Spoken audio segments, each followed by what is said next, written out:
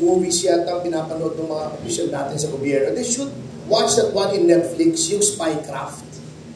Ang spying equipment, by its nature, spying is clandestine. So dapat yung maliliit. China is a pioneer in technology. Bakit ang lalaki ng equipment mo kung mag-spy ka nasa likod ng trunk? Oo, sa sarili mo sasakyan. Hindi ba dapat, ano yan, surreptitious, maliliit, kung may camera, kung may GPS. Yung lighter, naalala ko tuloy yan, may sinasurvey kang lupa. Ginagamit yan eh. Para yung, ano, yung technical description ng lupa, south to north, ganito kahaba, ginagamit po yan eh.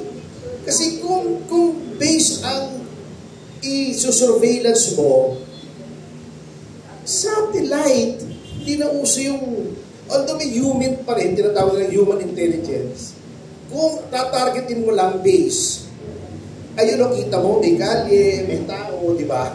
O, gano'n na, ka-advanced eh. And don't tell me China does not have that. Don't tell me China is not looking down on those bases right now. Ano kuhan yun? Kailangan mo pang ganong kalalaking equipment? Hello? Okay, Ma'am Noemi.